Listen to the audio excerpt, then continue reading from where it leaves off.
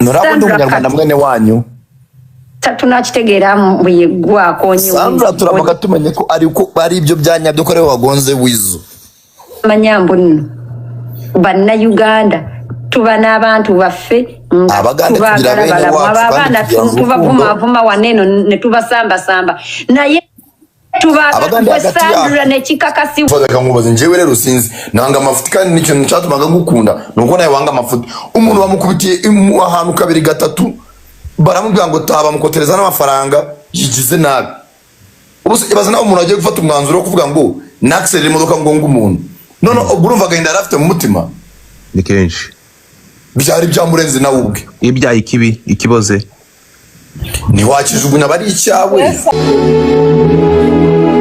nange sinti bigambo byange imbu Sandra ya magambo ye ahubwo ni Sandra wamugonza mbu aya Sandra ne tukitegeera mbu yegwa konye Sankara ngo muzamure ngo hasi Sankara nk'umusobanuzi banyarwanda kazi kuri Twitter nawe namaze kuba hafi 300 ni mutabare muze byakomeye none se ndakuzamura gute ko ndugwa request wayakiriye umusa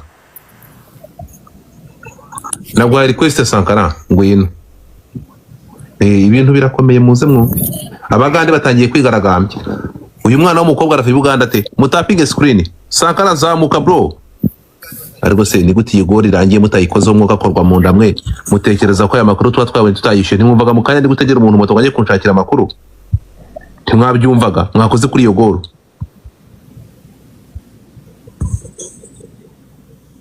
ni ibiki Abanyarwanda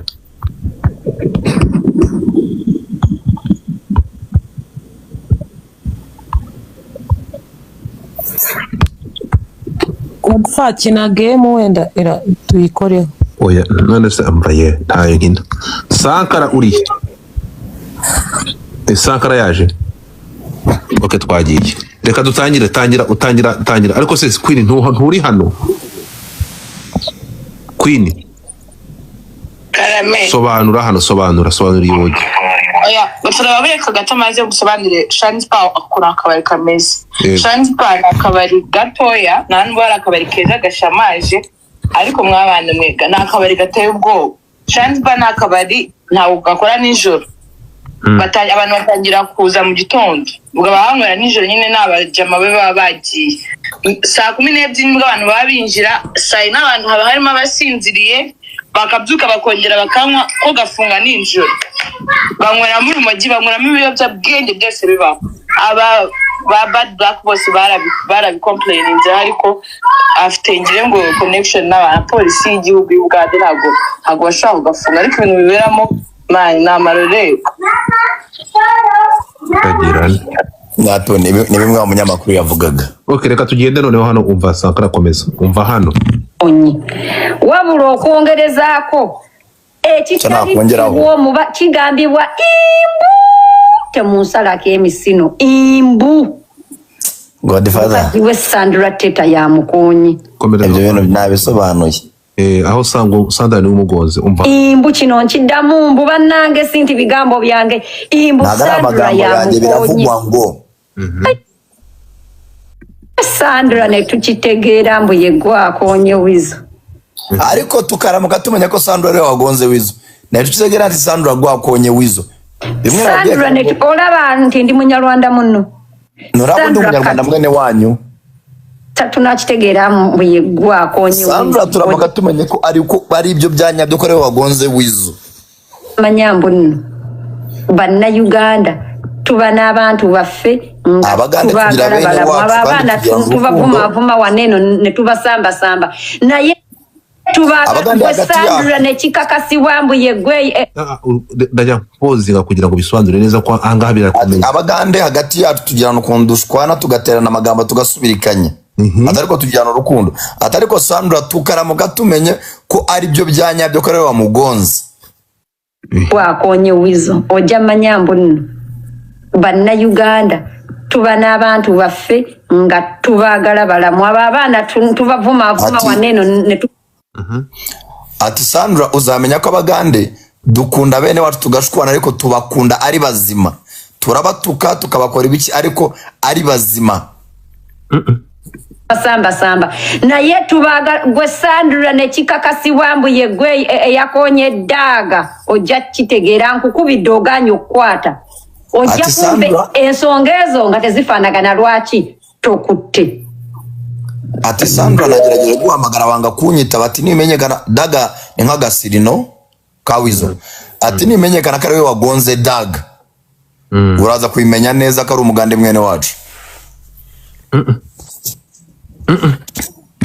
kwa bagari batangiye kwigaragambya baramukuramo iyo mintu none se umva Godfather yo ari aboro niho navukiye njyayo buri munsi bro nanjye nakubwiye ngo uyu mukobwa ubuhungiro afite bamufunze byaba byiza kuri we naho najya hanze no gusengerwa nta kuntu yatoroka sinabikubwiye iyo statement narayumva utarayumva Godfather hari aboro tujyayo utwaye imodoka umugande akakugonga mani bino twamenyereye mu Rwanda umuntu akugonga mugahita muparika bakaza bagapima metero n'ibiki polisi umugande arakugonga umupolisi agahita avuga ati ubundi wazagira gukora icyo watashye wanyu kandi mana kugonze bigaragara wahamagara polisi umupolisi nawe ubwo akakubwira ati ukora kibono daye wa mu Rwanda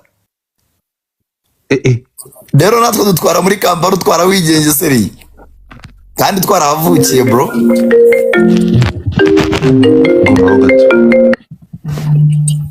waramutse mana waramutse ya ndumva rero ari gukibyuka ibishano ryacitse umurizo ushobora kutamenya ibyabaye umuntu bita Sandra Teta yagonze umugabo ari mu bitaro Sandra arafunzwe kandi ashaka kugira ngo mvugishirize bari abantu ba Kampala tumenye imva n'imvano yabyo ariko turagenda dufata amakuru ubwo ngubwo yakurura urambwira nibyo nagushakiraga okay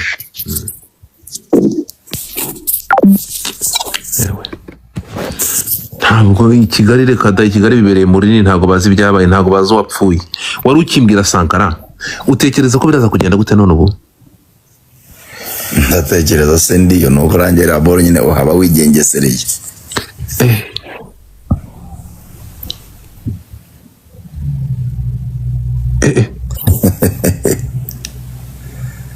erega natiye gushyira amafoto hanze yaho byabereye hariya watinye kuyashyira hanze mukanya turayasanga ku mbuga kuko ntuza turi kuvuga uranyirika ni wowe wampaye iyi message urabona iyi ngiyi uyu mukobwa nturi kubireba dore nayibonye ya Shanisba uyu mukobwa ni umunyarwandakazi akakaba ari n'akumunyarwanda ati this is Shan's owner of Shan's bar. Wizzo's wife Sandra knocked him intentionally. She's arrested. Wizzo's in hospital. Thank you. Ibintu bidakomeye. Haba bizkinda garazahenze mwana kajya kwisobanurira filime tuzasubira. Nababwira ngo mutaye twicarira i Kigali ngo sinzi ngo ibi nayo gereza no muri gereza baramugura bamukome uraza kureba aho kumugura gusa ibyo mwiziri Kigali twibereho mu buryohe ngo ivi na ivi ngo amafaranga ariko ibingibi byari kuba ari uko agize none Godfather nta kuntu yatoroka ariko se yatoroka gute kandi bamaze kumufata Jessica nawe ari umutesi abantu baraguhigira bakabishyira ku itangazamakuru umuntu aguhigira nko mu Rwanda twebwe unatuka n'umuntu ugahita ujya muri ribu bakamufunga ibazaho umuntu ajya kuri radiyo akaguhigira ati Sandra bikaramuka yamenyekanye ko ari byo byanya byari wamugonze ibaza icyo gihugu ukunze kimeze aho umuntu ajya ku itangazamakuru akaguhigira Godfather abana kugurirana nuko umusengera nyine buriya yari afite umusengera abana b'abakobwa bakurira ibiceri bakibagirwa ubuzima bwabo umuntu bagukubise kabiri gatatu ni wumva wekuruye ku mugabo hafi kukwica none bibaye ari ubaye umunyabyaha agabaye umunyabyaha urumva umbebi niba yafasha abana akabajyana ku kabara umugabo yarari akabamujugunyira akakserera akagera imbere agakubita returu aricyo bari bapfuye noneho gikomeye yari amaze kurambirwa yego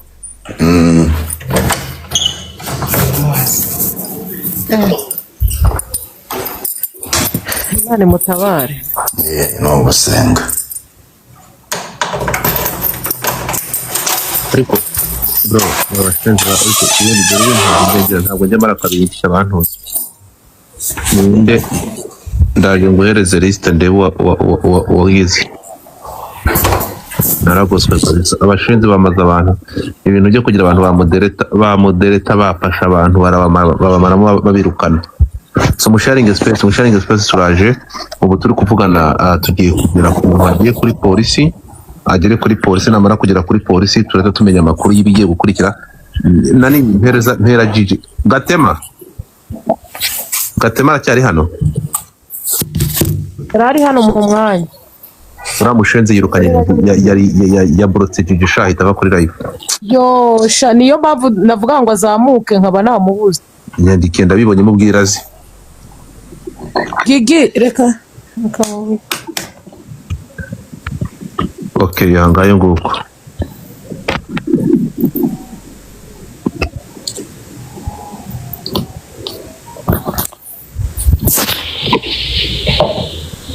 bakure muri byo kabanje ya kanabiri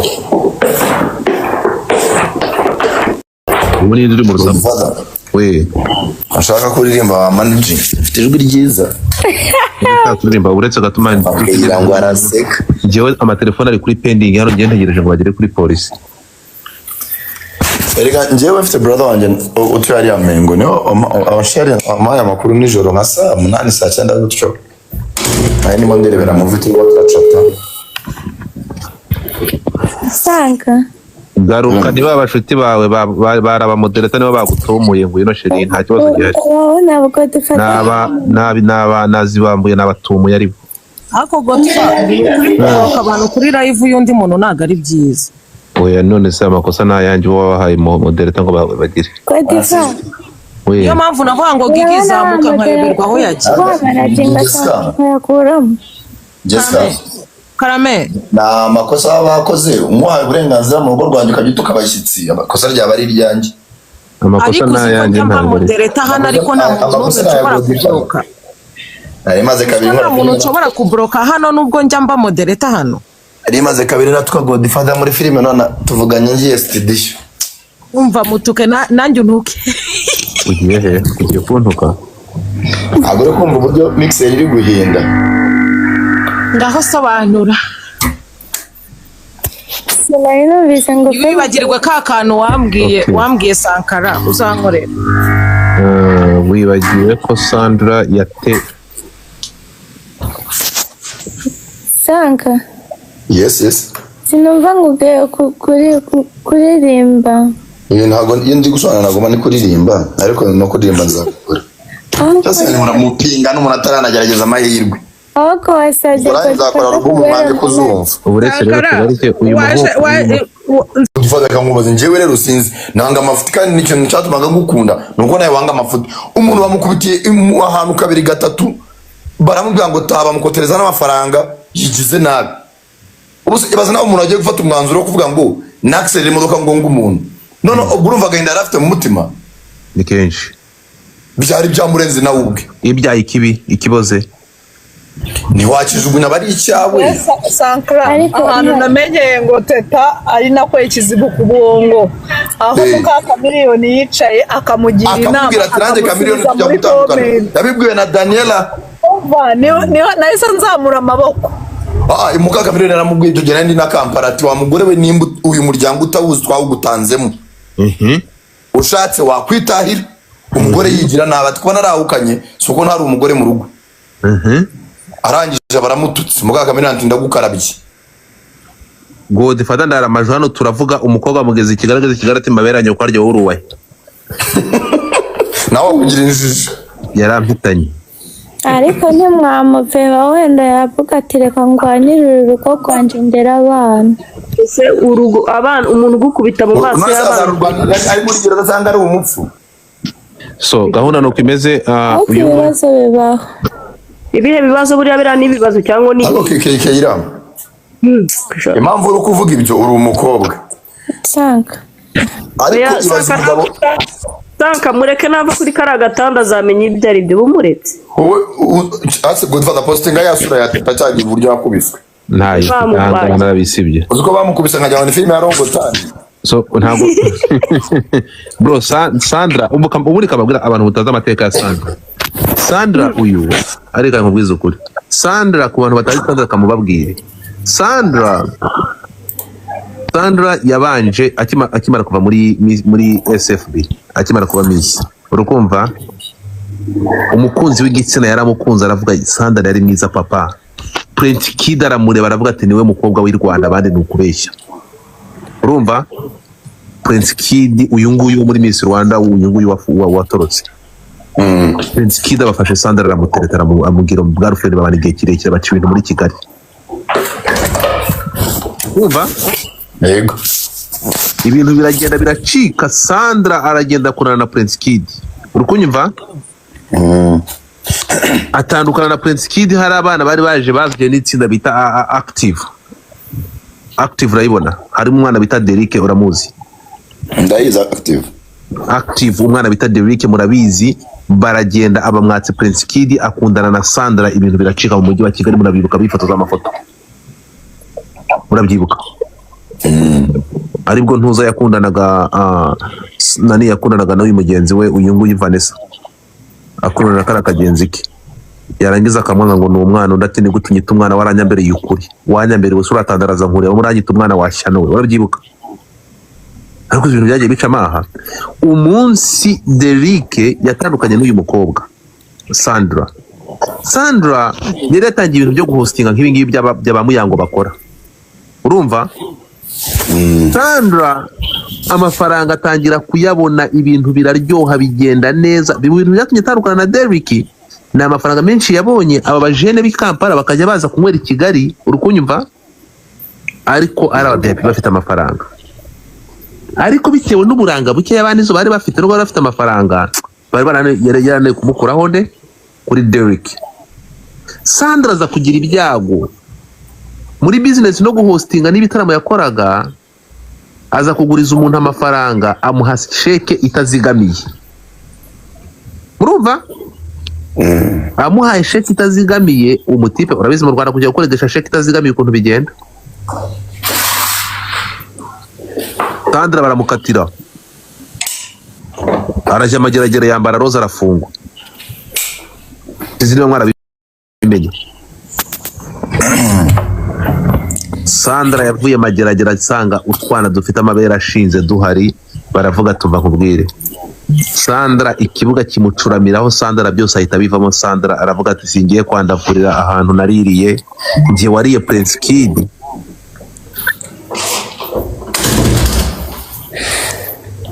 ati kanje kwashomeka Uganda Chude uri ikigoryi uburyo nabivuzemo wabwangatiwe abantu babyumvishe kicwa n'uburoro. Urumva aravuga ati singiye gusebera ahantu naryohereje. Urabona Prince Kid yarafite udufaranga kuva mbere buriya bro ahita agira ati umukobwa batorokeye i Bugande ajya gushaka ubuzima hehe i Bugande. Ageze ni andirimba twanagiye i Bugande baramariye ngo ugiye i Buganda basabye ndararuka Buganda ndararuka ngo kuko Sandra yagiye i Bugande. Sandra ageze i Bugande urukumva ngibyo bya Sandra noneho ariko giye kinshimishije mu mabarire ko rukunda violence urukumva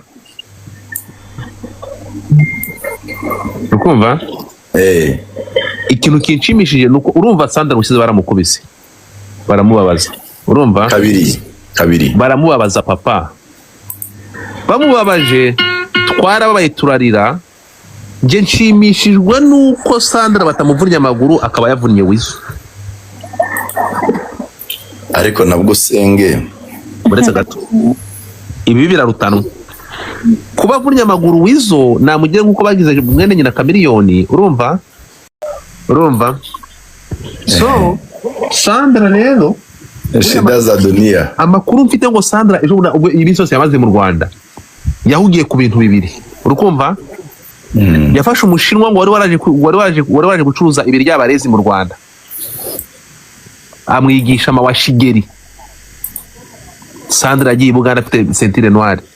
Ako Godfather. Arangije ajya kureba umukobwa bita Karimpinya. Karimpinya uramubona? Miss Karimpinya. Buriya Sandra ngo yaragira ngo Karimpinya rero. Ni wowe Karimpinya kuri iki mu Rwanda? Karimpinya atwara rari. Uruse. Sandra aragenda afata Karimpinya amwigisha ukuntu bashyiramo vitensi imodoka itigeze haguruka ahantu iri. Uryaye kubitisha sisi. Kuri Feriyam. Kuri Feriyam. Buriya ngo Sandra ngo yagonze nizo ngo yamukubise sisi y'imodoka. Ku buryo ngo yahise agwa nka hariya arangije ahita yizana muri reverse aragenda yimuterekaho ku maguru. Iyo filime narayibonye Godfather. Karimpinya niwe mutoza. Umutwari imodoka kwa Sandra gonga nani uyu. Noneho ngo igipfunsi yakubise uramugande ejo bundi. Mu minsi ishize ntabwo amenya bakuru ko Sandra yakubise umuntu mu kabari ejo bundi akamugira. Nashwara akazarura.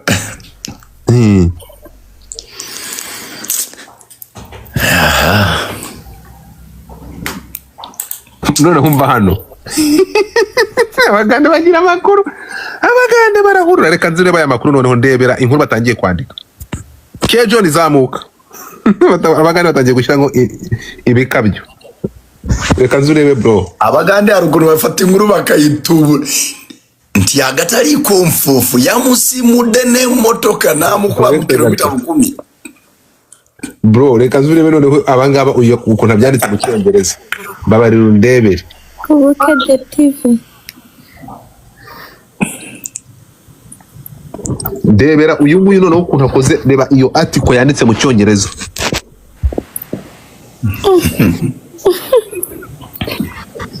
Bamumenye amaguru abadaya samiride mubara. Uyu no babizi. Yeah. Zominga. Nsomera ngo Sandra. A singer was being hospitalized at Nsambia Hospital with serious injuries, and there are fears that his legs may be broken. The incident reported. Uitangiye neza. Weasel survives death. A weasel with broken legs. Bro.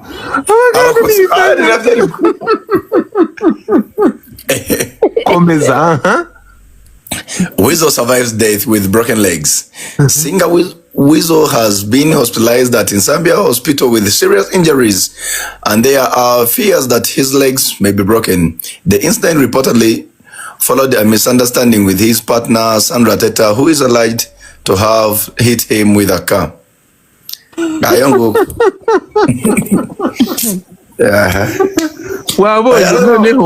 Godfather. Wowe urabona kuri iriya Bukende TV1 itaho agatari komfufu. Umba bari agatari komfu. Woza kumva ukuntu baba yavuga. Ego kwa reganje nabaye Uganda. Witawumva ngo umuntu yapfuye byarangiye. Uretse wumve. Ari ukuntu bashyira bikabyo. Agatari komfufu kigambi bwanti. Mukazi wa Rizo Manizo Sandra Teta Omunyarwanda bagenda bakongeraho. Amusimudene motoka. Umva hano abatabizi omulambo gw'omukyalo ono guzoleddwa ku nkya mu ssamba y'ebikajjo nga guli mu motoka ya buyonjo ekika kya Wish number UBN.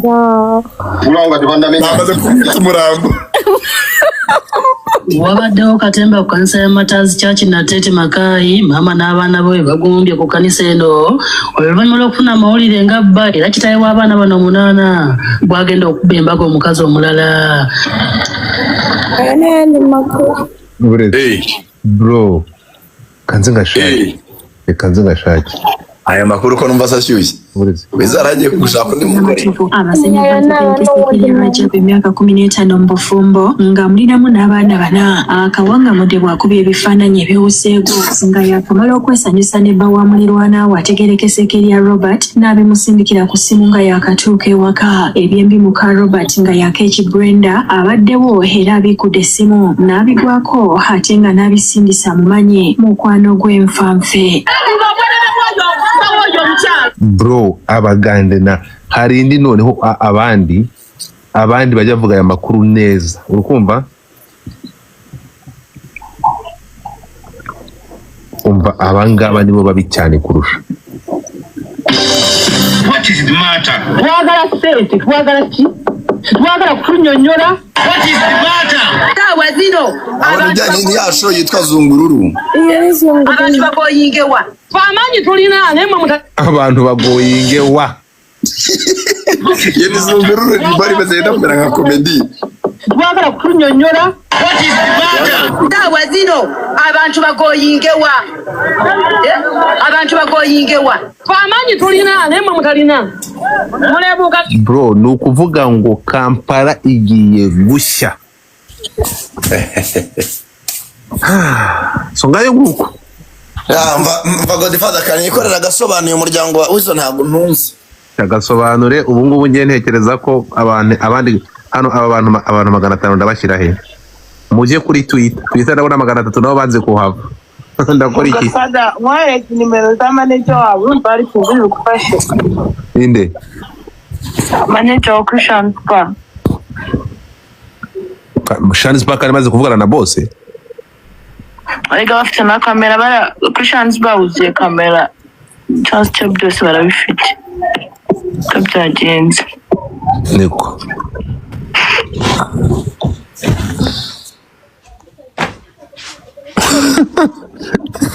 Uretse gato Wizo Manizo ubuguru babumenye Sandra abade akonye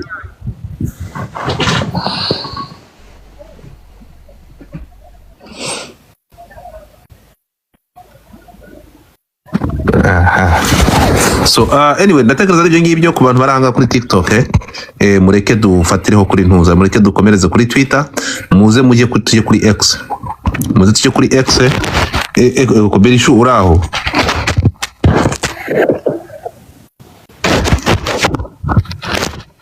okay abantu muri kuri